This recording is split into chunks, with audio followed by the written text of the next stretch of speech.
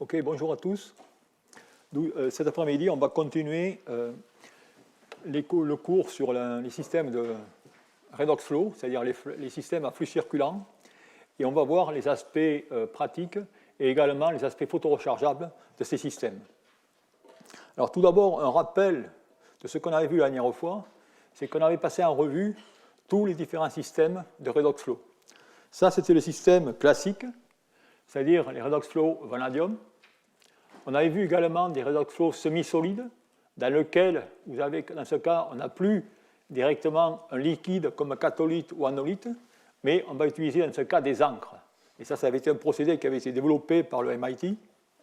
Ensuite, on avait vu des systèmes dans lesquels on pouvait utiliser des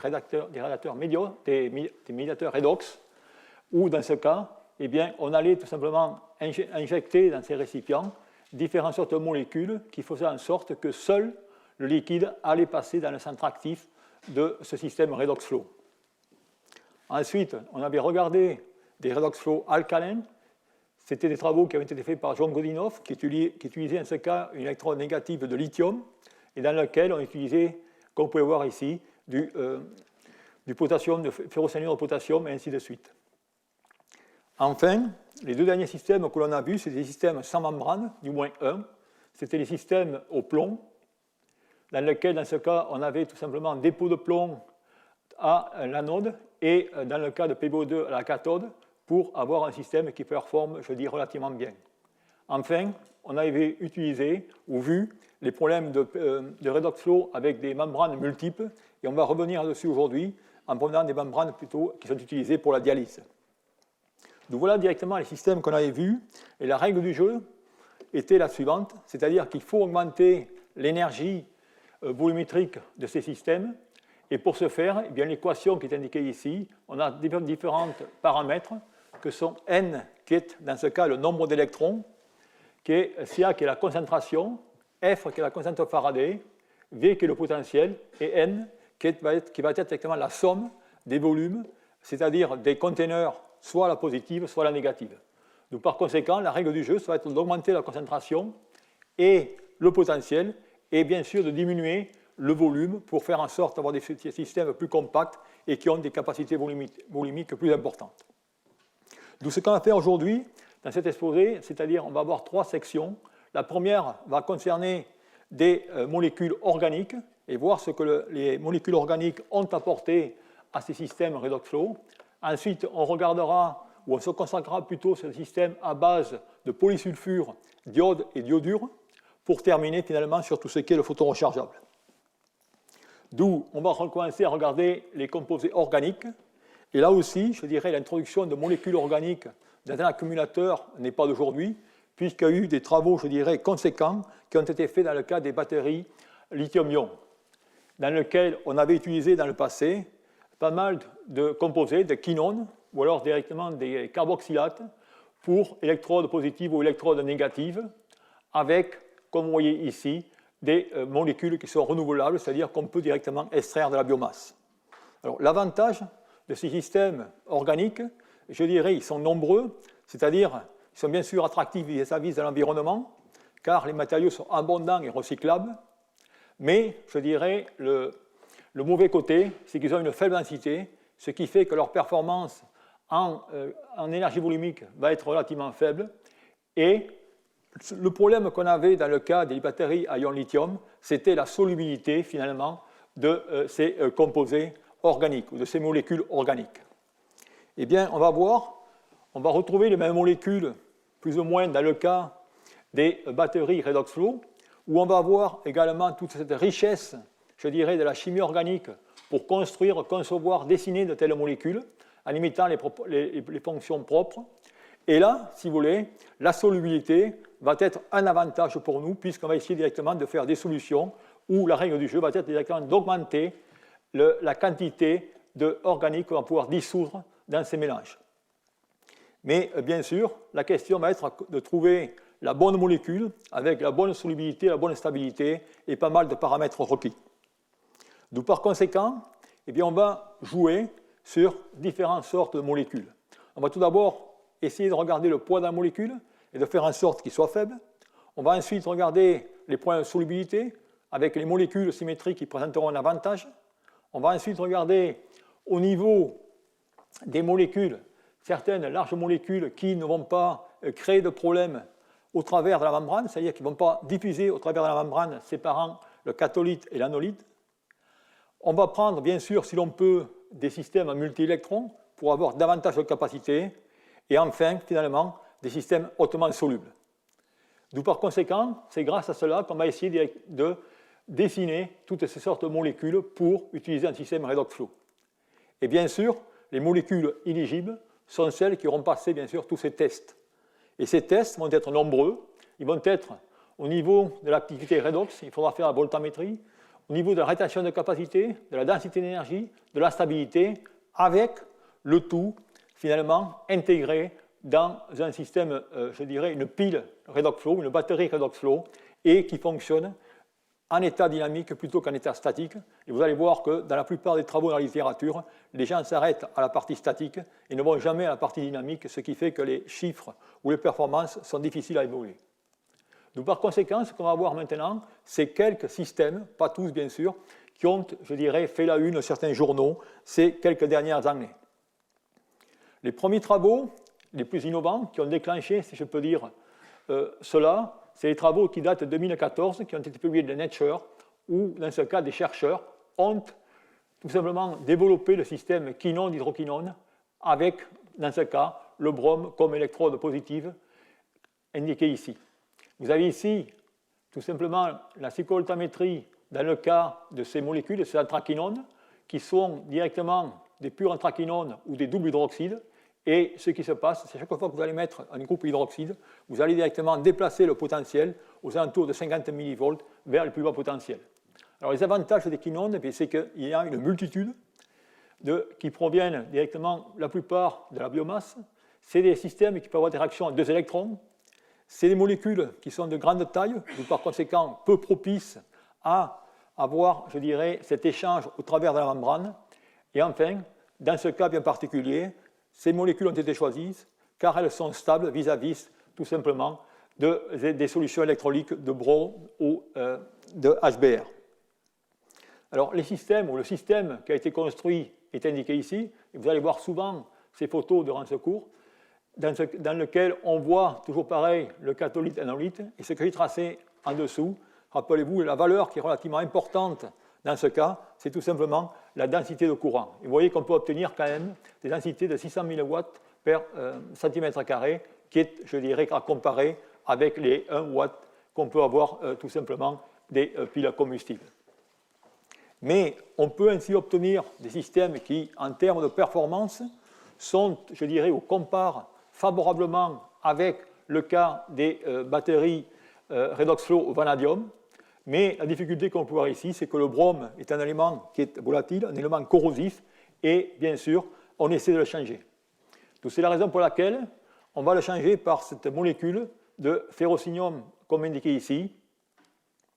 Et comme on peut voir ici, on peut avoir maintenant ces accumulateurs, ou ces redox flow, dans lequel on va avoir l'anthraquinone, toujours pareil comme électrode négative, et ensuite on va avoir directement le ferricyanure de potassium comme électrode positive. Vous avez ici les 2 courbes de cyclovoltammétrie qui vous montrent finalement les couples redox, et la différence de ces couples redox va être bien sûr le potentiel que vous allez obtenir à la sortie de cet accumulateur.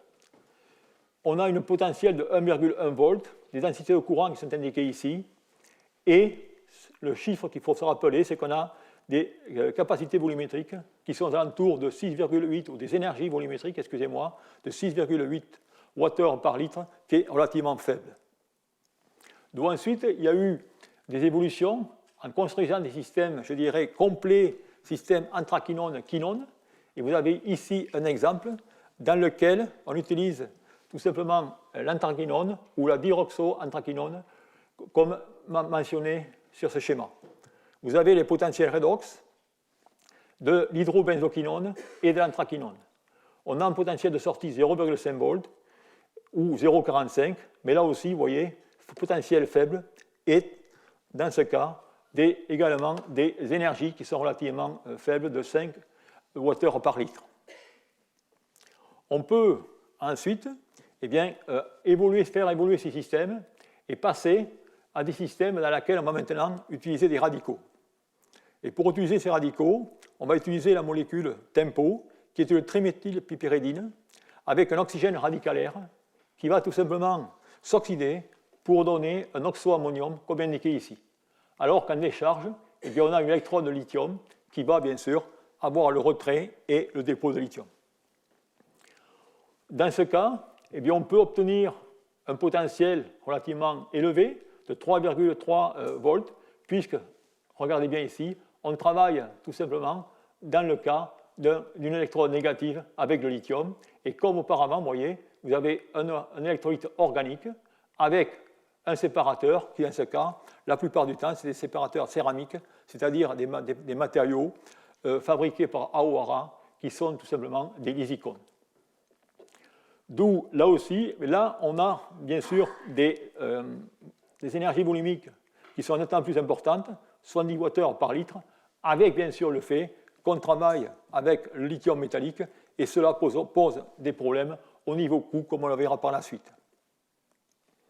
Ensuite, un autre système basé, je dirais, complètement sur des radicaux, c'est le système FL-DB-MMBB.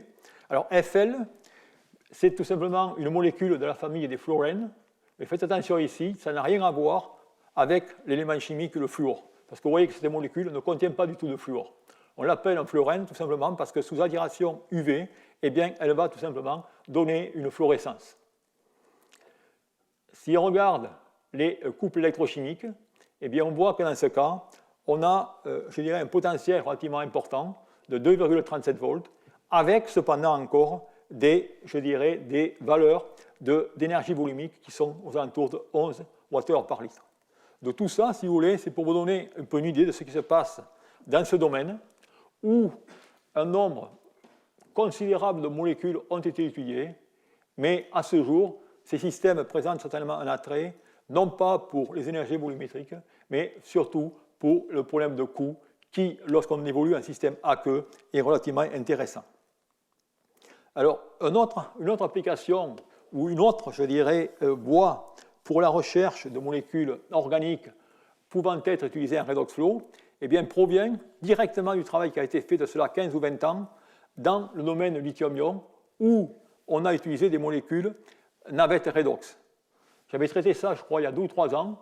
On utilise ces molécules comme facteur de sécurité dans les accumulateurs à ion lithium, car on a tout simplement une oxydation à très haut potentiel, avec ensuite une directe migration de la molécule qui va être réduite à l'électron négative. C'est ainsi que dans ce cas, lorsque vous allez charger un accumulateur, si vous allez au-delà de la réaction d'intercalation, eh bien vous allez directement travailler dans cette molécule qui est une navette redox.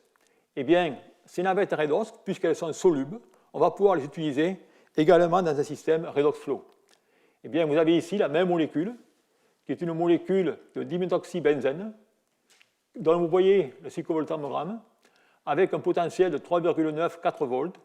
On va pouvoir, dans ce cas, l'utiliser, le coupler avec une autre molécule qui est le quinoxaline, notamment la molécule en bleu, pour, là aussi, faire, comme vous pouvez voir ici, des systèmes redox flow avec des potentiels de 1,6 à 1,7 volts, mais une fois de plus, avec, je dirais, des énergies volumétriques qui sont relativement faibles. D'où c'est le genre un peu de travail qui se fait dans ce domaine. Alors ensuite, eh bien, ces molécules organiques, je vais montrer ici qu'on a utilisé les molécules organiques la plupart solubles. Ces molécules organiques peuvent être non solubles, et dans ce cas, bien, où certains auteurs ont utilisé, je dirais, la même astuce qui avait été fait auparavant, c'est-à-dire de former des encres. Et c'est le cas dans ce travail où ces molécules, notamment cette molécule de méthylphénothiazine, a été utilisée avec du carbone. Et dans ce cas, c'est relativement intéressant puisque les 2 poudres ont été broyées, ensuite portées à fusion, de façon finalement à infiltrer cette molécule organique dans le carbone. Et on obtient ici des composites dans lesquels vous avez un mélange intime de la molécule organique et du carbone, et on peut obtenir dans ce cas, je dirais, des des capacités volumiques relativement intéressantes, allant jusqu'à 50 ampères-heure par litre, comme indiqué ici, avec bien sûr des taux de chargement relativement élevés, dans lesquels on a 40% de MPT et 5% de KB, c'est-à-dire en proportion, je dirais, massique. Et ça, je dirais, c'est des choses relativement intéressantes, où on peut obtenir même des énergies densités relativement conséquentes. Vous voyez, maintenant, on parle de 190 Wh par litre, et on verra plus tard qu'on peut même aller à des valeurs plus importantes. D'où c'est là, je dirais, les systèmes les plus intéressants rapportés en ce qui concerne les molécules organiques. Et ensuite, un dernier exemple que je voudrais vous mentionner sur cette partie des molécules organiques qui est relativement intéressante, je trouve, parce qu'il va coupler finalement deux domaines. Et toujours pareil, c'est tout simplement de réaliser des systèmes peu coûteux. Et dans ce cas, eh bien, ça va être un couplage de deux astuces qu'on a déjà vues, c'est-à-dire qu'on va coupler des molécules organiques et on va tout simplement changer de membrane. C'est dans ces systèmes dont on va maintenant utiliser des polymères. Et si on utilise des polymères, automatiquement, on n'a plus besoin d'être sélectif dans le cas de la membrane. Parce que la plupart de ces systèmes redox flow utilisent à ce jour des membranes Nafion, puisque c'est des systèmes très oxydants. Et dans ce cas, ces membranes Nafion coûtent ou reviennent ou attribuent 40% finalement du coût du système. D'où, par l'utilisation de ces polymères, et bien dans ce cas, on peut utiliser des membranes qu'on utilise de façon classique en dialyse pour séparer les différents constituants. Et les polymères qui sont constitués sont relativement intéressants. On va utiliser toujours pareil des polymères avec deux fonctions. Il va falloir bien sûr qu'il y ait la fonction, dans ce cas, qui est la fonction redox, d'où on va avoir une fonction tempo, ici, sur des molécules tempo ou sur des biologènes, comme indiqué ici. Et ensuite, eh bien, on va tout simplement greffer ça sur des chaînes polymériques avec également des ammoniums quaternaires pour augmenter la solubilité de ces espèces. Et ainsi, on peut avoir des systèmes, je dirais, relativement intéressants, dont vous avez le tracé des variations de potentiel en fonction du temps, et avec, ici, la tenue en cyclage. Et ce qui est intéressant, c'est que ces molécules eh bien, ont des couleurs, et on peut suivre finalement l'état d'oxydation ou l'état de réduction de ces molécules en fonction de l'état de charge ou l'état de décharge. Et ça, je dirais, c'est des systèmes qui sont aujourd'hui en train de développement par une compagnie allemande qui est en train de développer de tels systèmes qui, comme vous pouvez voir ici, ils travaillent avec des solvants aqueux du type NaCl avec, dans ce cas, des énergies volumiques encore faibles, mais ce qui est très important, c'est que le coût, où on a des polymères, d'abord, très bon marché, ensuite associés à des membranes, je dirais, qui sont, je dirais, 5 à 10% le prix du Nafion. Donc voilà, si vous voulez, ce qui se passe dans ces systèmes au niveau organique. D'où la partie organique, je dirais, ça a été une direction, ou c'est une direction, de façon à synthétiser ou à préparer de ces systèmes redox flow à bas coût. Une autre direction qui se poursuit aujourd'hui, c'est une direction constituant ou consistant à utiliser des éléments relativement bon marché dans la nature. Et un de ces éléments qu'on va voir, eh bien, c'est tout simplement le soufre. En effet, le soufre est un élément, je dirais, très très bon marché. Et ici, vous avez directement des piles de soufre, notamment en Alberta, qui proviennent, dans ce cas, tout simplement de raffinage du pétrole, et ainsi de suite. Et si l'on considère finalement l'utilisation de ce soufre pour des batteries lithium-soufre, et ainsi de suite, eh bien, on aurait, dans ce cas, assez de matériaux pour alimenter toutes les voitures électriques, je dirais, des États-Unis ou de l'Europe pendant 10 ans, si on considère que toutes les voitures réellement passent en électrique. D'où c'est, je dirais, des quantités colossales. Et vous voyez ici les prix en US dollars, entre les matériaux qu'on connaît bien. Vous prenez le LiCO2 qu'on utilise à lithium-ion, vous voyez qu'en ce cas, vous êtes à $262 du kA/h, alors qu'on est du 0,15 dans le cas du soufre. Donc voilà, si vous voulez, la motivation pour laquelle eh bien, beaucoup de chercheurs sont en train de revisiter cet élément et voir si on pourrait l'utiliser dans le cas de systèmes à flux circulant. Alors vous allez voir que les démarches qui ont été faites vont suivre plus ou moins ce qui a déjà été mentionné le dernier cours ou celui-ci. Vous allez voir, la même méthodologie va s'appliquer. Alors tout d'abord, les premiers travaux ont consisté à, comme indiqué ici, à faire des composites intimes entre le carbone et le soufre. Donc voilà directement le système qu'on va considérer. Dans ce cas, on est dans un système non aqueux avec le lithium, et le catholyte va être simplement du polysulfure. Alors, polysulfure, eh bien, on va retrouver, pour ceux qui se rappellent des cours de l'an dernier où on avait vu la technologie lithium-soufre, eh bien, là, on va faire la même chose, c'est-à-dire qu'on va préparer des carbones et on va aller imprégner le soufre à l'intérieur du carbone de façon à avoir une meilleure compacité et par conséquent une meilleure énergie boulimique. Donc, c'est ce qui a été fait ici, sur ce système, et on voit ici l'avantage de cette technologie en termes d'ampères-heure par litre, par exemple.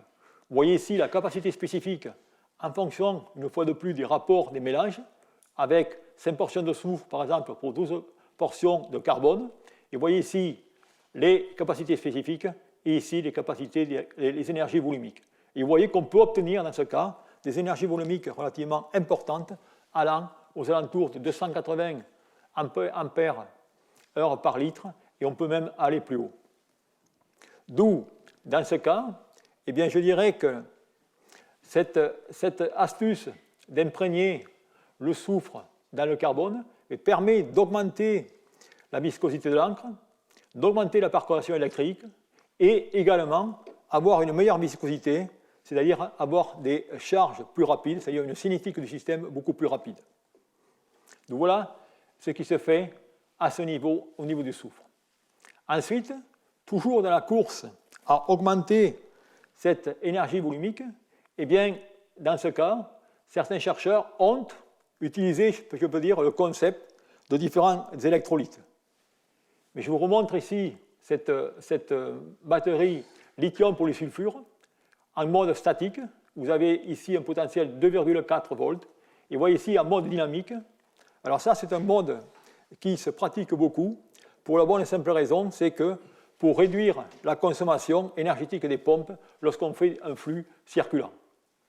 Et dans ce cas, eh bien, on s'aperçoit que ces systèmes sont ou dominent ou dépassent très facilement les batteries redox flow tout vanadium, même également les batteries polysulfure sans l'astuce de cette imprégnation de carbone, où on peut obtenir, comme on peut voir ici, des valeurs de 250 à 300 ampères-heure par litre. Alors, pour augmenter ces valeurs, ce que je vous disais par la suite, eh bien, des chercheurs ont poussé encore le système encore plus loin, c'est-à-dire que maintenant, on va mettre finalement deux espèces. On va faire, si je peux dire, un biélectrolyte. Et qu'est-ce qu'on va rajouter? Eh bien, on va rajouter, dans ce cas, le couple iodure-iode. Et on va, dans ce cas, eh bien, essayer de tirer parti de ces deux couples redox. Et on a dans ce cas ce qu'on appelle multi-redox semi-solid liquid battery, qui est caractérisé par MRSSB. Alors, lorsqu'on fait cela, eh bien, qu'est-ce qui se passe? On va, dans ce cas, en effet, tirer parti de ces deux couples. Vous avez ici la cyclovoltammétrie pour le cas du soufre. Vous avez ici, dans le cas de l'iodure, le triiodure. Et vous voyez que maintenant, si je mets les deux systèmes ensemble, eh bien, on va couvrir un domaine potentiel et on va pouvoir, dans ce cas, eh bien, augmenter tout simplement la capacité ou l'énergie boulimique du système. Et en effet, si on réalise cela, eh bien, on s'aperçoit dans lequel on a là de plus de plusieurs mélanges, vous voyez, on a 3 molars de l'iodure lithium avec le mélange, comme je l'ai mentionné auparavant, 5 parts de soufre pour 12 parts de carbone. En rouge, enfin, je change les concentrations.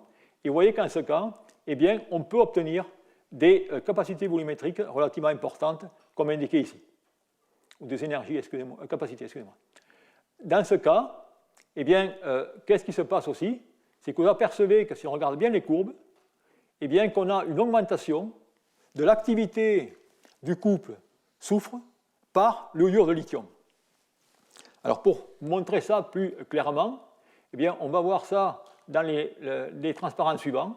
Tout d'abord, je vous montre la performance de ce système en cyclage. Et là, effectivement, vous voyez que l'ajout n'améliore pas beaucoup l'utilisation améliore l'utilisation du soufre, mais pas du tout le cyclage. Vous voyez que dans le cyclage est encore relativement, je dirais, meilleur qu'en ces systèmes. Par contre, ce qui est intéressant, c'est pourquoi on a une amélioration de la performance du soufre d'un tel système. Vous voyez ici, on a décomposé finalement les deux courbes. Vous avez la courbe totale en haut et on fait la somme de la partie attribuée au soufre seul, à l'iodure de lithium, et on s'aperçoit qu'on a un gain là-dessus. Alors ce gain, eh bien, on va pouvoir l'expliquer comme indiqué ici. Et là, regardez, on le voit très bien. Vous avez les deux courbes. Vous avez le potentiel en fonction de la capacité pour tout d'abord le composé ou la composite ou la catholyte sans iodure de lithium, la courbe en vert. Et vous voyez que maintenant, si je mets l'iodure de lithium, eh bien effectivement, je vais ici prendre la capacité associée à l'iodure de lithium. Et vous voyez qu'en ce cas, j'ai une capacité excédentaire. Et finalement, pourquoi finalement 1 plus 1 est supérieur à 2? Et c'est là la question.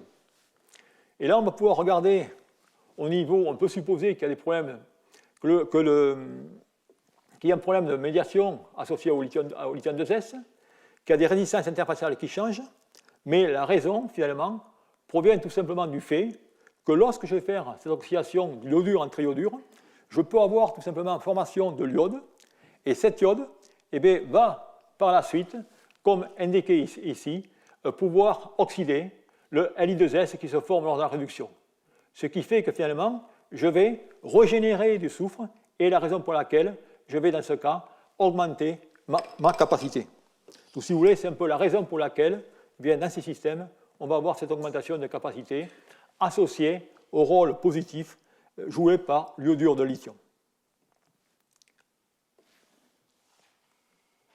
Et cela est prouvé, parce que si vous prenez tout simplement du Li2S et vous faites une courbe de décharge, vous n'allez rien obtenir. Si vous mettez du lithium 2S en présence d'iode, eh bien dans ce cas, vous obtenez cette capacité qui indique clairement qu'il y a en effet, effectivement, de l'iode sur Li2S qui va l'oxyder en polysulfure, et ensuite, ils vont être réduits, et ça va conduire à la capacité excédentaire que vous allez obtenir. Maintenant, si on regarde les performances du système en termes de potentiel et de densité au courant, eh bien, on a le cas du système dans lequel on a dans le mode directement en circulation, où on peut obtenir aux alentours de 11 MW, et si on part directement dans le cas de lithium-iode, on a directement de 21 MW. Ce qui veut dire qu'en ce cas, ce qui n'est pas une grande surprise, c'est que le système iodure I-, I3- est beaucoup plus rapide, a une cinétique beaucoup plus rapide que le système directement associé au polysulfure.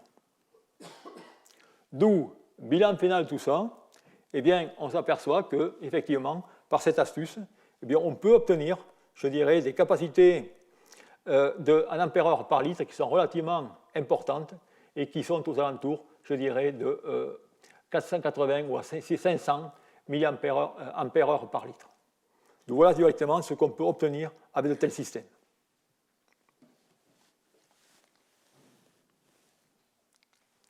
Ensuite, eh bien, on va changer un peu de système et on va tout simplement maintenant quitter, si je peux dire, les systèmes du soufre ou regarder les systèmes du soufre, mais en changeant finalement l'électrode positive.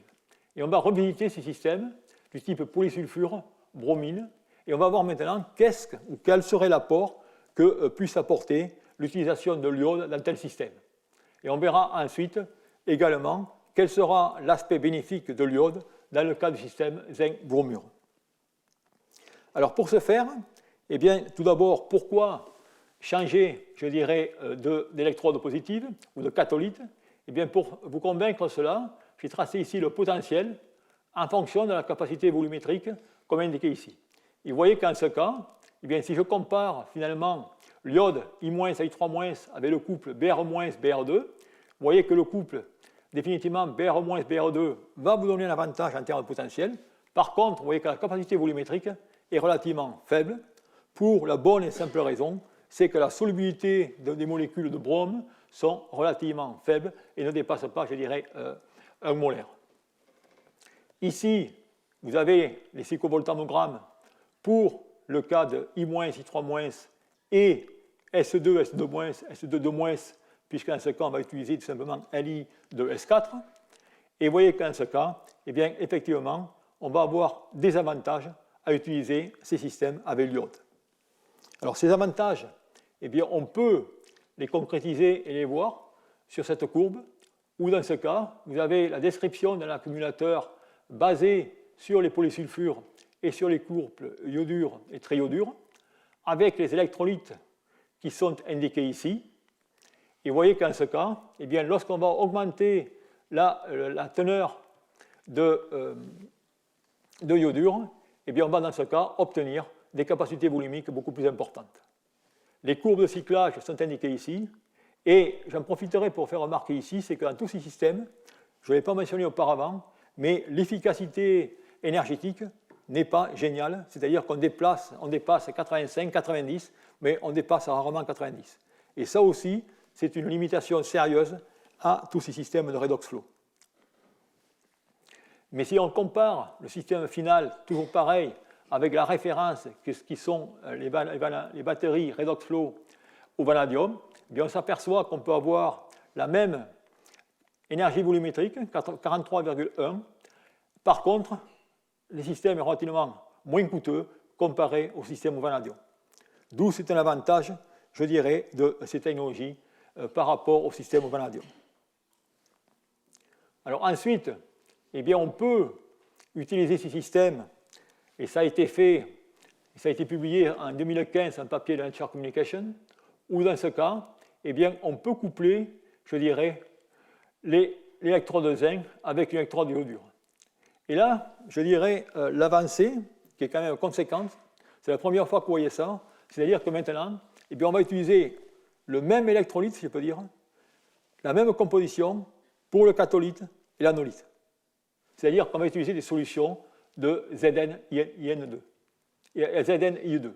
Et ça veut dire qu'en ce cas, eh bien, il y a un avantage énorme au niveau de l'électrolyte et au niveau finalement final, rappelez-vous de l'équation que je vous ai mise auparavant, sur l'énergie volumique. D'où par conséquent, le système fonctionne comme indiqué ici. On va jouer tout simplement sur un dépôt de zinc eh bien, à l'anode et une oxydation de I- à une oxydation de I- à I3- à l'électrode positive. Les courbes ou les cyclovoltammogrammes se retrouvent ici. Vous pouvez voir ici qu'on aura un potentiel de 1,3 volts.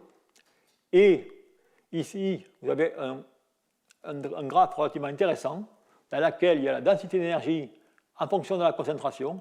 Et vous pouvez voir qu'on peut obtenir, dans le cas de ces systèmes, eh bien, dans ce cas, des densités d'énergie allant aux alentours de 150 Wh par litre. Et avec, si on joue avec la solubilité limite, on pourrait même obtenir 300 Wh par litre, qui se rapprocherait relativement des batteries à ion lithium. Mais une fois de plus, regardez, on a toujours des rendements coulombiques qui sont relativement corrects, mais la difficulté, c'est le rendement tout simplement énergétique. Vous voyez qu'en ces systèmes, il n'est que de 80%. Okay. Et ça, c'est un problème, je dirais, récurrent à toutes ces technologies. Ensuite, eh bien, la question, c'est comment on peut augmenter encore cette énergie volumique dans ces systèmes avec le zinc et le polyodure. Et là, il y a, je dirais, quelque chose de relativement intéressant si on regarde les équations qui vont régir ce système, cette oxydation de I- en I3-. Et en effet, je vous ai mis 3 équations ici. La première, eh bien, c'est I- qui va directement être oxydé en iode. Cet iode eh bien, va tout simplement être en réaction d'équilibre avec I3-, mais on a une large constante d'équilibre en excès de I3-, ce qui fait que finalement, la quantité de I2 est relativement faible. Et on forme ce complexe I2-I-. Et si on poursuit, eh bien, on peut avoir cette oxydation de I3- en 3,5 de I2, mais dans ce cas, eh bien, cette dernière conversion, je dirais, est irréversible. D'où par conséquent, bilan, c'est-à-dire qu'on n'utilise que 2/3 de l'iode qu'on va mettre dans notre système. C'est-à-dire 1/3 est perdu dans cette réaction indiquée ici.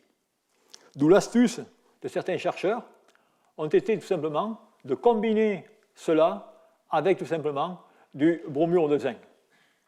Ou, dans ce cas, lorsqu'on va faire les réactions, je vais la mettre ici, eh bien, qu'est-ce qu'on va faire? On va tout simplement stabiliser l'iode par le bromure. Ce qui fait que maintenant, eh bien, on va pouvoir avoir un rendement beaucoup plus important, puisqu'on va avoir 6 électrons en présence de brome pour 6 iodes, alors qu'on a 4 électrons seulement dans le cas de l'iode seul. Ce qui fait qu'on a une augmentation, si je peux dire, de 1 électron pour 136 grammes, alors qu'on avait 1 électron pour 186 grammes. Et ça, eh bien, c'est une astuce qui permet, une fois de plus, d'augmenter l'énergie volumétrique de ces systèmes redox flow basés sur le couple zinc pour l'iodure. Les performances sont indiquées ici. Alors voilà le système, comment il se montre, c'est une schématique du système. Vous avez, vous voyez ici, le bromure de zinc et le zinc iodure, avec, dans ce cas, le zinc qui va tout simplement rester du côté de l'anode et de l'autre côté, le couple I3-, I-. Alors, les courbes électrochimiques sont indiquées ici. Et bien sûr, l'astuce en ce cas, c'est tout simplement de faire en sorte de limiter le potentiel ou la fenêtre électrochimique. Parce que vous ne voulez pas directement toucher dans le brome et avoir les difficultés associées à l'aspect corrosif du brome.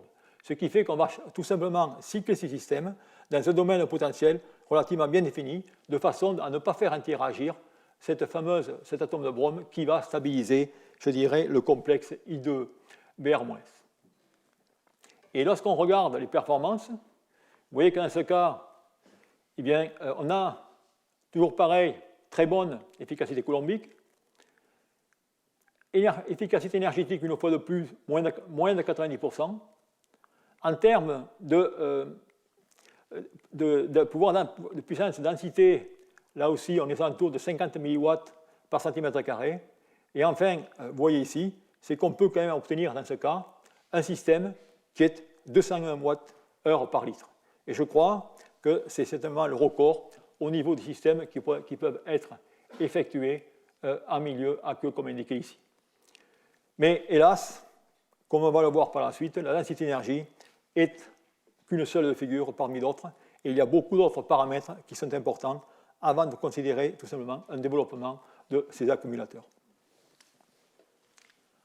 Enfin, pour terminer, si je peux dire un peu toutes ces astuces au niveau des systèmes redox flow, eh bien, je voudrais mentionner une fois de plus une autre approche qui a consisté cette fois à utiliser des électrolytes relativement denses juste en dessus de leur point de fusion. Alors, pour comprendre l'origine ou l'idée qui est derrière sous-jacente à ces travaux, eh bien, il faudrait que je rappelle que finalement, dans l'électrolyte ou dans la partie active, dans les catholytes et les anonytes, vous avez finalement 3 constituants. Vous avez le centre redox, qui va vous donner bien sûr la capacité. Vous avez un sel pour assurer la conductivité ionique, un sel support. Et vous avez en plus un solvant pour dissoudre le sel et le matériau actif. D'où vous avez 3 constituants. Et l'astuce en toutes les recherches, c'est bien sûr d'éliminer un, voire 2 de ces constituants. Dans ce cas, ce qu'ont fait les chercheurs, c'est qu'ils ont tout simplement essayé d'utiliser une molécule organique qui puisse, dans ce cas, jouer le rôle de solvant ou également jouer le rôle directement de sel ou de cation. Alors la première chose que j'ai montrée déjà, c'est que lorsque j'utilise l'iodure de lithium, eh bien qu'est-ce que je fais? Avec l'iodure de lithium, je vais avoir mon couple redox I-, I3-, et en même temps, je porte des cations et des anions, c'est-à-dire que je vais assurer la conductivité ionique.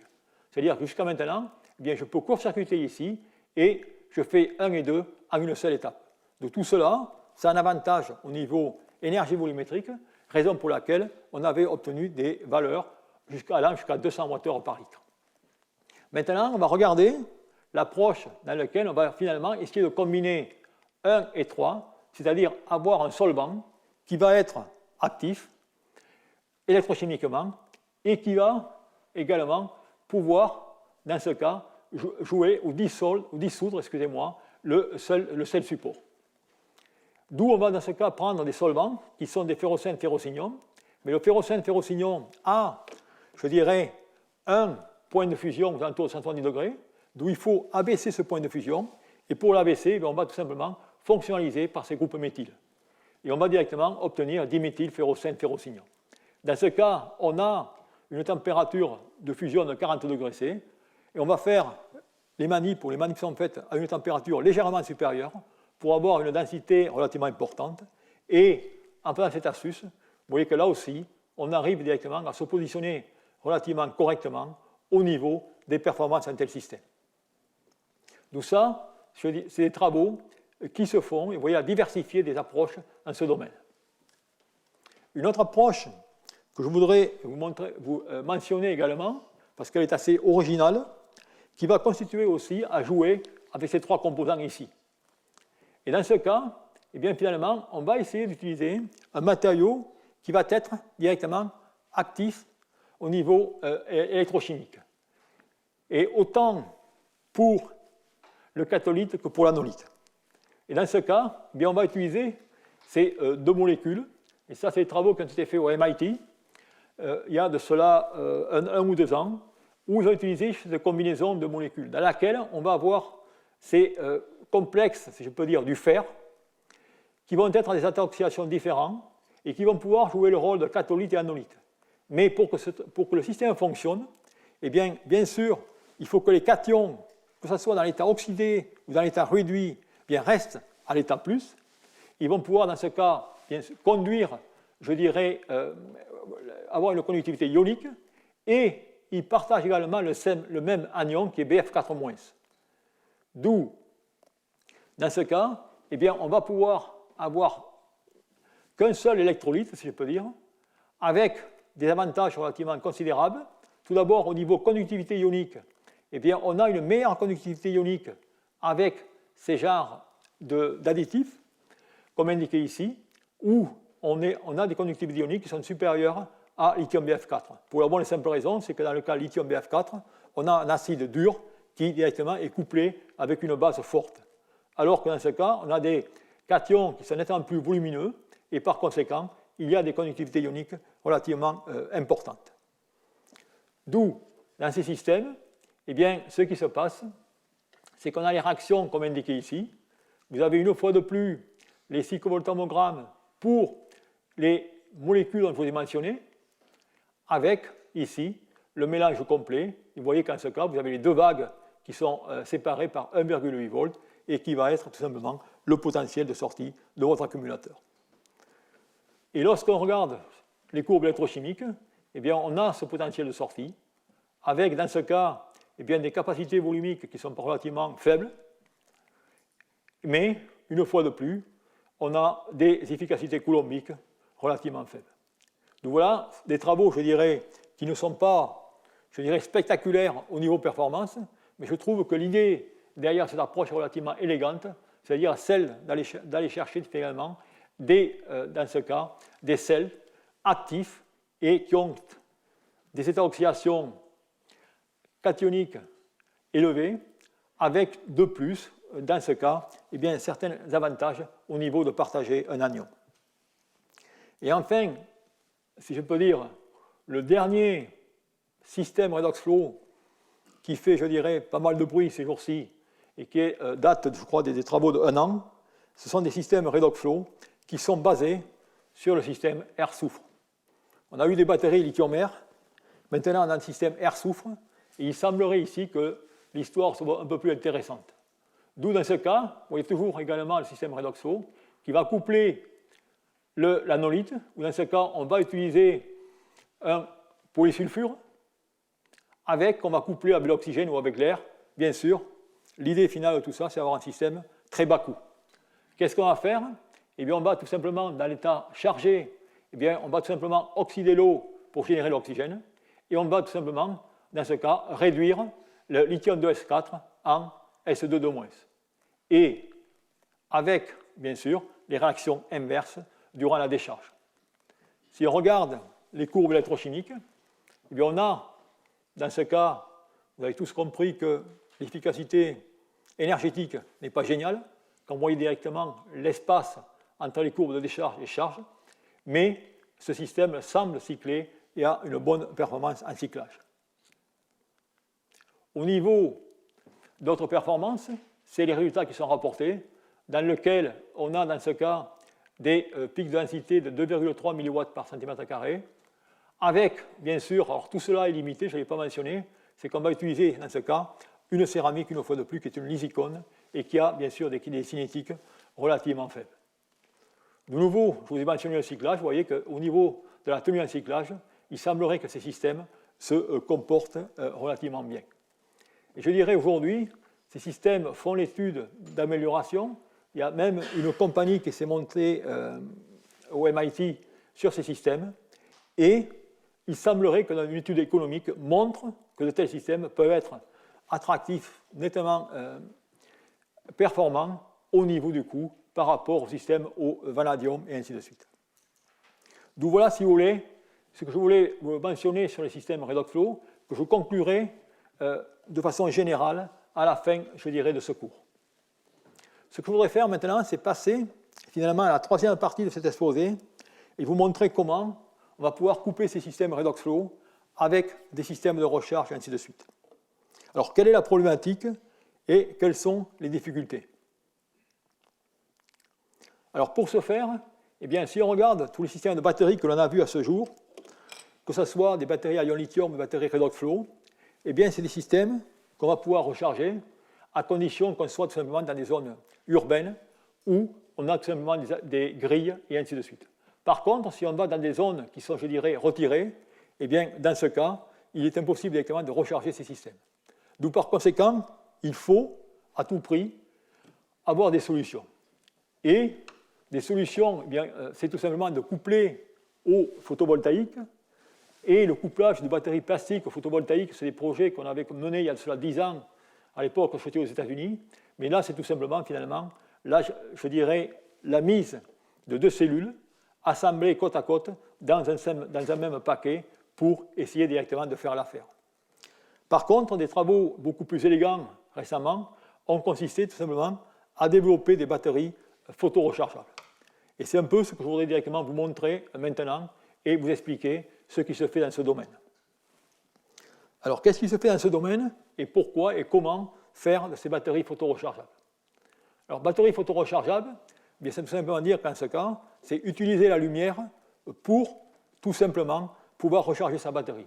C'est-à-dire jouer finalement sur le fait qu'on a des composés d'insertion et voir si, par la lumière, eh bien, on peut insérer ou d'insérer du lithium dans ces matériaux.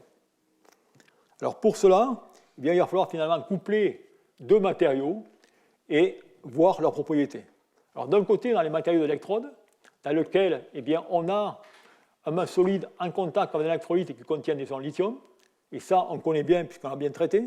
Et de l'autre côté, il y a d'autres matériaux, des oxydes ou autres, qui vont, dans ce cas, profiter de la jonction semi-conducteur liquide pour générer des réactions de photoélectrolyse, photocatalyse et générer des réactions redox.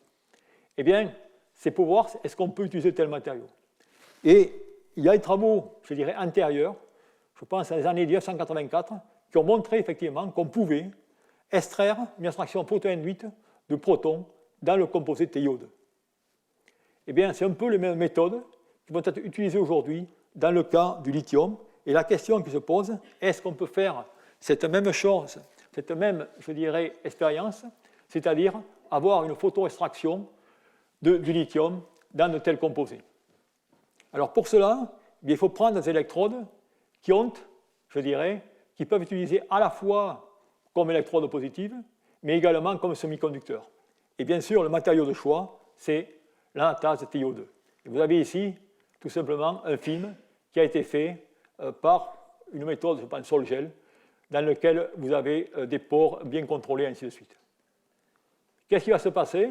Eh bien, si on fait ça dans le cas d'une expérience, dans ce cas, vous avez la cellule, on n'a plus les cellules qu'on a dans le cas des batteries à ion lithium, des cellules Schwarzschild métalliques, ainsi de suite, vous avez des cellules en verre, avec l'avantage, c'est de voir l'évolution de la coloration de ces films lors de l'intercalation, voire de l'illumination. Et effectivement, si on fait ces expériences, et c'est des manips d'ailleurs qui ont été menées, je dirais, à l'université à Pierre et Marie Curie, où on voit dans ce cas que si on prend le système LIX TiO2, eh bien, si on cycle électrochimiquement ce système en fonction du lithium dans le noir, eh bien, on a, dans ce cas, une capacité qui est tout simplement moindre que dans le cas sous illumination, comme indiqué en rouge. Donc la question, finalement, c'est pourquoi cela et que se passe-t-il? Alors, pour expliquer cela, eh bien, on va directement se focaliser plus sur différentes parties de ce système électrochimique et voir si on peut différencier ce qui se passe à la cathode ou à l'anode, ou tout simplement en réduction ou en oxydation. Donc vous avez ici directement un cyclovoltammogramme, et ce qu'on va faire en ce cas, c'est s'arrêter à ce potentiel, et ensuite mettre la cellule sous illumination ou sous obscurité toutes les minutes. Et on va voir l'évolution du courant lorsqu'on fait cela. Bien, vous voyez ici que lorsque je suis en oxydation, j'ai tout simplement, dans ce cas, bien, un photocourant. On va pouvoir directement voir ce courant. Maintenant, si je mets directement l'illumination, vous voyez que dans ce cas, le courant eh bien, augmente, c'est-à-dire j'ai une oxydation plus forte. Ça veut dire qu'en ce cas, eh bien, je vais avoir généré des trous, et ces trous vont tout simplement entraîner une oxydation de Ti plus 3 en Ti plus 4.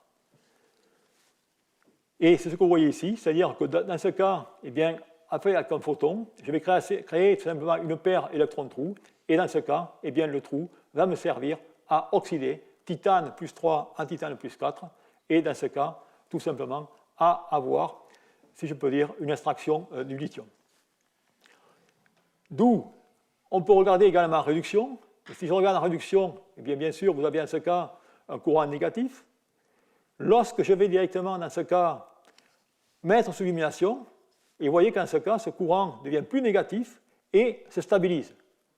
Ça veut dire que là aussi, je vais avoir tout simplement, je vais générer de nouveau par ces trous qui vont oxyder le Ti plus 3 en Ti plus 4 des sites vacants pour le lithium qui vont être tout simplement remplis lors de la réduction. C'est la raison pour laquelle, dans ce cas, eh bien, je vais avoir des courants de réduction qui seront beaucoup plus importants que mes courants d'oxydation. Et tout cela, eh bien, ça peut se voir très bien, et c'est très flagrant et très spectaculaire sur cette courbe, où vous voyez, dans ce cas, eh bien, le cyclage ou la décharge d'une telle cellule dans le noir, alors qu'on a, dans ce cas, sous illumination. Et vous voyez qu'en ce cas, on a tout simplement des capacités qui sont relativement gigantesques, qu'on peut aller jusqu'à 400 mA par gramme, et ainsi de suite.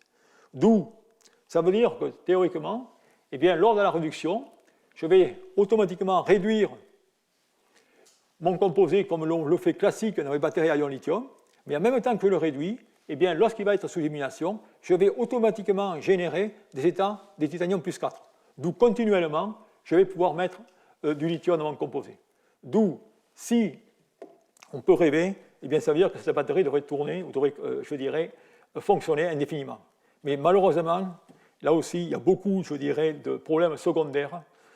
Malgré une recherche, je dirais, élégante, on est encore très loin de pouvoir faire ou de pouvoir réellement capitaliser sur ces avantages.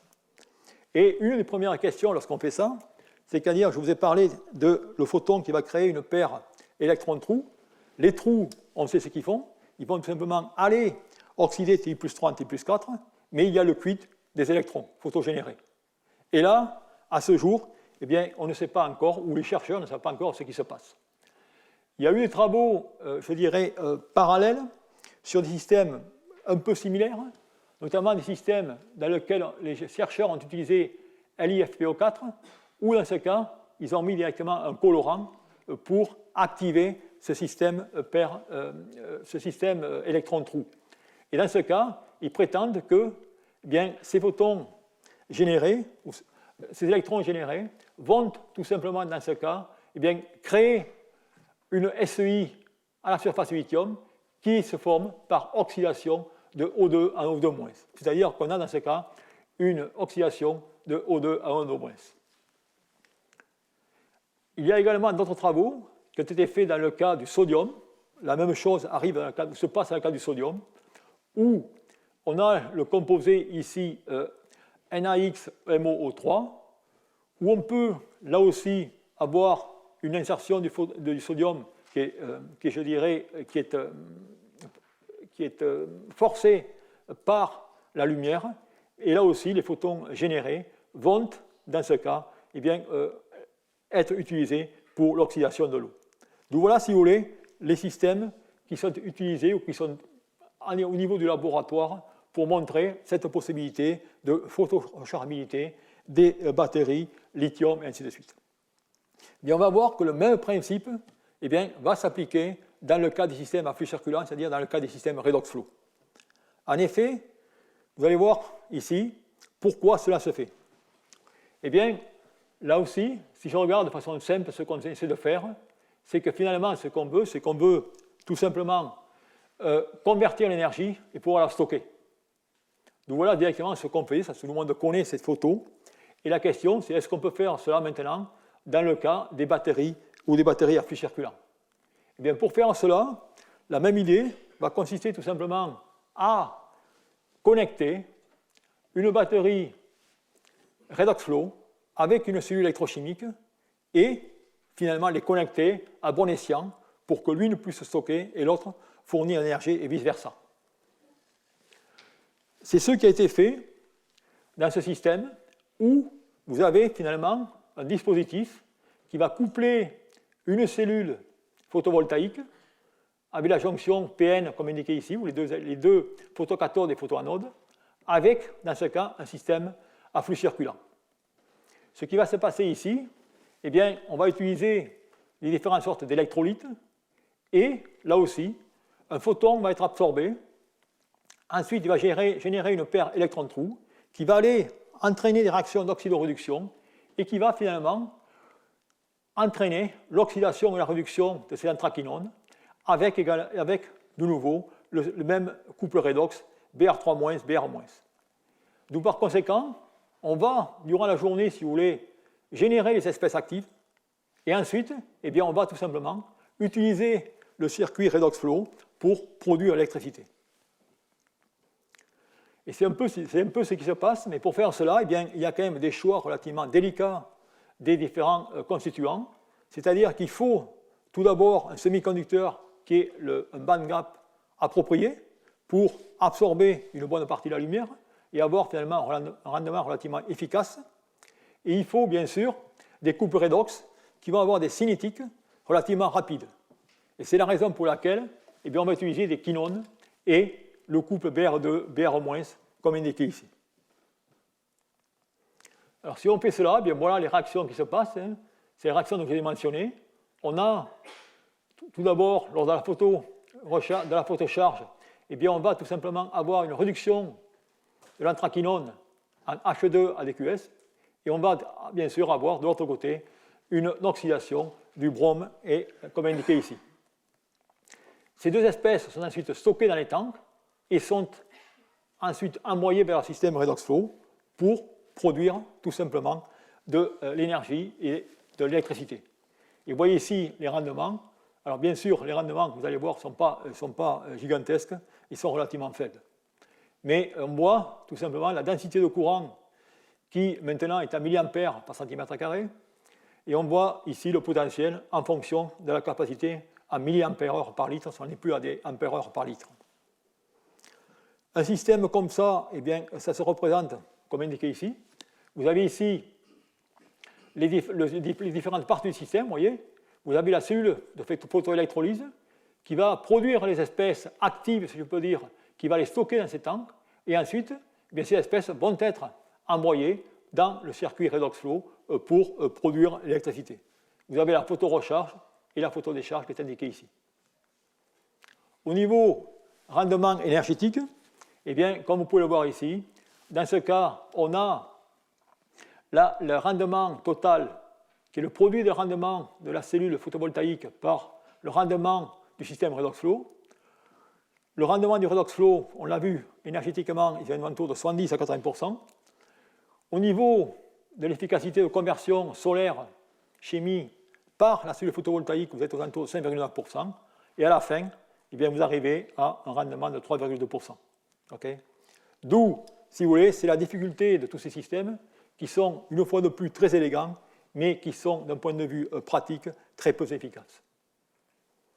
Alors, d'autres systèmes ont été développés, je ne vais pas en faire une énumérer 50, Je vais en mentionner certainement 2 de plus quand même, car ils sont relativement intéressants et c'est des recherches, je dirais, de pointe. Là, on a un système qui va utiliser, toujours pareil, photo-rechargeable, avec 2 couples redox, avec dans ce cas un couple redox RE1-O1 et O2-R2. Et dans ce cas, on va utiliser une cellule de Grätzel, c'est-à-dire une cellule qui va utiliser un colorant qui va être activé. Et dans ce cas, là aussi, ce qui est vraiment important, le choix des matériaux qu'on va utiliser. Il y a certaines conditions, c'est-à-dire que pour que ces 2 systèmes fonctionnent, je dirais de façon concertée, il va falloir ajuster le potentiel des couples redox, que ce soit catholyte-anolyte, avec le potentiel ici de la molécule qui va transporter du colorant. Parce que qu'est-ce qui se passe dans ces systèmes? C'est que lorsque je vais envoyer un photon, eh bien, je vais tout simplement exciter ce colorant, avoir un état excité, libération d'un électron qui va passer à la bande de conduction de TiO2 et qui va tout simplement passer dans le circuit pour aller entraîner une réaction de réduction électronégative. D'où, c'est pour cela qu'on va choisir les couples indiqués ici. On va prendre cette molécule que j'appellerai DMFC, qui va être à l'électrode négative.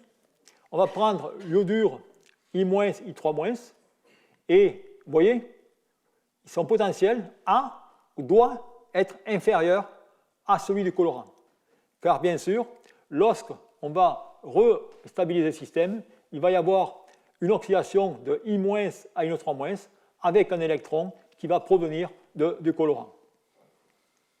Et ensuite, eh bien, également au niveau de l'électron négatif, il y a des conditions à respecter au niveau du niveau Fermi de la photoanode TiO2, de façon que les électrons, les espèces qui vont être, je dirais, oxydées provenant de l'anode puissent être réduites à la photoanode. Bilan des réactions, eh bien voilà ce qui se passe. Comme je vous l'ai mentionné, on a d'abord l'excitation de la daille qui va donner un électron sur TiO2 qui va aller directement à la bande de conduction. Ensuite, à la négative, eh bien, il va y avoir, dans ce cas, eh bien, tout simplement I- pardon, I3- avec l'électron qui va directement entraîner une réaction de réduction de DMT. Donc voilà ce genre de systèmes qui se font aujourd'hui. Et là aussi, les rendements sont relativement faibles, avec le potentiel de sortie aussi très faible. Enfin, un autre système qui, celui-là, je dirais, est plus classique, c'est tout simplement un système qui est basé sur le couple iodure I-, I3- avec les matériaux solubles de type Li2 plus X WO4. Alors là, c'est exactement la même chose. Vous avez de nouveau plus un colorant. La même chose qui se passe, vous voyez ici, je vais avoir tout simplement, dans ce cas, au départ, je vais directement court-circuiter en connectant l'électrode C avec A. J'ai un photon qui va arriver, qui va exciter mon colorant avec l'électron qui va dans la bande TiO2, qui va directement à l'électrode négative, ou, dans ce cas, eh bien, il va y avoir une réduction avec lithium 2 plus XWO4. Ensuite, eh bien, tout cela va avoir lieu au niveau du système redox flow pour avoir les réactions inverses comme indiqué ici. D'où, dans ce cas, les espèces lithium 2 plus X et qui vont être les espèces, je dirais, I3-, vont ensuite directement, reversiblement, être transformées en lithium 2VO4 et I-. D'où ce système, eh bien, il donne, comme on peut voir ici, des potentiels qui vont, je dirais, s'étaler de 0,6 à 0,2 volts, avec, vous voyez, des capacités en décharge qui sont relativement, je dirais, très, très, très faibles. Okay. D'où là aussi, la validation d'une preuve de concept, mais l'aspect pratique, je dirais, est fortement questionnable. D'où voilà, si vous voulez, ce qui se fait au niveau des couplages entre les systèmes redox flow et les systèmes de cellules photovoltaïques. Et juste une dernière application, et vous aurez un cours là-dessus, je crois que c'est le cours qui aura lieu le 4 mars, sur une autre application des systèmes redox flow. Cette application, eh bien, elle est un peu originale, comme vous allez voir ici. Vous avez ici un système redox flow qui est relativement classique. C'est une batterie redox cérium-vanadium en milieu aqueux et acide, comme mentionné ici. D'où, durant eh bien, la charge, vous avez formation de cérium plus 4 et vanadium plus 2, qui est la chose la plus classique. Par contre, ce qui va se passer, c'est au niveau de la décharge. Je peux faire la décharge de façon classique, et là j'ai un système redox flow cérium-vanadium. Par contre, je peux faire directement la décharge de façon différente. Dommage. Ouais, je vais essayer de faire un peu d'astuce là. Si je manipule mon truc. Voilà. On va garder le suspense. Voilà. Ça veut dire que dans ce cas, maintenant, si je fais la décharge, vous voyez, dans lequel je vais, dans ce cas, eh bien, je vais former du cétarium plus 4 et vanadium plus 2, je vais envoyer maintenant ces espèces sur des lits catalytiques avec des catalyseurs à base d'iridium ou des catalyseurs directement à base de molybdène. Et lorsque je fais ça, eh bien, je vais tout simplement réduire le cérium plus 4 en cérium plus 3, mais également, à ce côté-là, oxyder l'eau pour générer de l'oxygène. Et de la même façon, eh bien, lorsque je fais ça maintenant avec du vanadium plus 2 que j'envoie tout simplement à travers ce lit catalytique, en présence de catalyseurs de molybdène, eh bien, je vais générer de l'hydrogène. Ça veut dire que j'ai un système dans lequel je peux directement soit utiliser en tant que production d'électricité ou également en tant que production d'hydrogène. Et ça, c'est des systèmes qui sont développés en Suisse et dont Hubert Giraud vous parlera, je pense, dans un cours. Donc voilà, si vous voulez, un peu résumer ce que je voulais vous raconter sur le système redox flow. Et je voudrais maintenant conclure cet exposé par deux transparents. Le premier, pour montrer un peu l'état de la situation des recherches dans le redox flow, je dirais dans le monde, ce qui se passe. Et si on regarde ce qui se passe, eh bien, définitivement, c'est le système redox flow au vanadium qui est le plus mature. Il y a des démonstrateurs, mais il n'y a pas, si je peux dire, encore de commercialisation. Vous voyez ici l'évolution des programmes en Chine, où il y a des progrès, je dirais, soutenus sur le système redox flow, mais là aussi, la difficulté essentielle, à la fin, c'est d'avoir un système rentable d'un point de vue économique. Maintenant, au niveau recherche, eh bien, dans ce cas, vous voyez que la plupart des brevets, alors la plupart des brevets j'exagère, mais enfin, vous voyez directement le classement des différents pays dans le monde qui regardent ces systèmes. Vous voyez le nombre de brevets qui ont été pris en Chine, aux USA, en Europe, et ainsi de suite. D'où ma question finale maintenant, après ce cours de 1h30, je dirais, sur le redox flow, quel est le message final que je voudrais transmettre? Alors ce message final, eh bien, il va être tout simplement indiqué, il y en a plusieurs d'ailleurs, dans ce transparent. Où, comme je l'avais dit, au jour d'aujourd'hui, le nerf de la guerre, c'est le coût. Vous avez ici le coût de la batterie en dollars par kilowattheure, avec la durée de décharge que je mets en heures, que je mets énergie ou puissance pour découpler entre le redox flow qui peut avoir l'avantage de puissance et l'avantage d'énergie. Bon, ce que vous devez voir là-dessus, c'est que, bon, définitivement, les activités scientifiques aujourd'hui sont foisonnantes dans le domaine des redox flow, où, comme vous avez pu le voir, de nouveaux concepts, de nouvelles expériences sont réalisées en étudiant beaucoup de couples électrochimie. À travers cet exposé, vous avez pu vous apercevoir aussi que les résultats au niveau performance ne sont pas probants. Pour la plupart du temps, tout d'abord, la plupart des manips ou des résultats ne considèrent même pas une cellule complète. En plus, si une cellule complète est considérée, les manips sont faits en statique et non en dynamique. D'où il est très difficile de voir où on en est. Ce qui est très important, c'est que malgré que les batteries redox flow vanadium, c'est la technologie la plus mature, eh bien, comme on peut voir ici sur ces courbes, eh bien, elles n'ont, je dirais, presque aucune chance d'être commercialisées à grande échelle un jour. Pour la bonne et simple raison, c'est que, je dirais, le troublemaker, ou le problème, c'est le futur de lithium-ion, c'est-à-dire que le prix du lithium-ion descend continuellement. Et ce qui fait que certains accumulateurs n'ont aucune chance de pouvoir atteindre les valeurs qui sont mentionnées ici. Par contre, je dirais que ces systèmes ont des domaines d'application. Et là, les domaines d'application du redox flow, il faut bien faire attention, c'est des applications relativement limitées. Un redox flow ne sera jamais utilisé dans un véhicule électrique. Il sera utilisé, bien sûr, pour les applications réseau, mais pour les applications réseau, je dirais plutôt stationnaires. Pour les applications, je dirais régulation de fréquence, vous avez dans ce cas des besoins de 4 heures d'énergie, c'est encore une fois de plus les technologies lithium-ion qui seront là. D'où par conséquent, le domaine d'application sera relativement restreint, mais il y a quand même, je dirais, des chimies redox aqueuses qui doivent être trouvées, leur aspect pratique démontré. On a vu l'avantage des quinones en termes de coût, on a vu aussi l'avantage des éléments de commodité comme le soufre ou le fer, et ainsi de suite. Et vous voyez qu'en ce cas, les études économiques montrent qu'effectivement ces systèmes peuvent devenir compétitifs. Et enfin, la dernière filière que j'ai mentionnée, sur laquelle beaucoup, quand je dis beaucoup, j'exagère un peu, certains groupes s'excitent, est attractive, mais elle est truffée d'incertitudes, avec de plus des obstacles économiques à surmonter.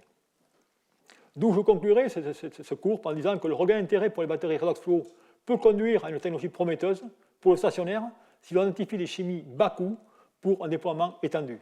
Pour cela, une recherche systémique et non ciblée sur un des composants est nécessaire. Donc voilà, si vous voulez, à peu près ce que je voulais vous transmettre sur ces systèmes redox flow à l'heure actuelle et où vont les recherches. Et avec ça, je souhaite vous remercier pour votre attention.